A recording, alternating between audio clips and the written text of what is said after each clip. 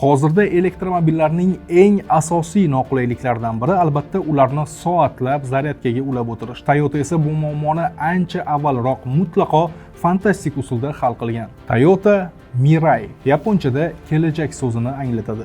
U rozetkaga umuman ulanmaydigan elektromobildir. Qanday qilib deysizmi? Uning siri kapot ostidagi yonilg'i hujayralari fuel cell texnologiyasida yashiringan. Avtomobil bakiga benzin o'rniga yuqori bosimli sof vodorod quyiladi. Zapravka jarayoni xuddi oddiy mashinalarnikidek atigi 3-5 daqiqa vaqt oladi. Harakatni boshlashingiz bilan avtomobil oldidagi tuynuklardan oddiy havodagi kislorod so'rib olinadi va maxsus reaktorda vodorod bilan to'qnashadi. Aynan shu yerda haqiqiy kimyoviy sehr yuz beradi. Vodorod va kislorod reaksiyaga kirishib, elektr energiyasi ishlab chiqaradi.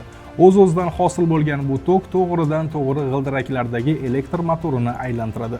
Eng aql bovar qilmas joyi uning chiqindisidir. Dvigatel ichida hech narsa yonmaydi va tutashmaydi.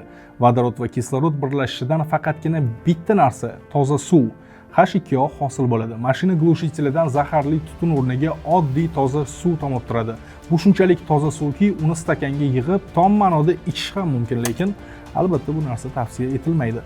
Mirai og'ir va qimmat akkumulyatorlarga ehtiyoj sezmaydi hamda bitta zapravkada 650 kilometrgacha masofani bosib o'tadi. U o'z tokini o'zi ishlab chiqaruvchi va tabiatga faqat suv sovg'a qiluvchi haqiqiy kelajak muhandisligidir. Obuna bo'ling, profilda bundan ham qiziqarli videolar mavjud.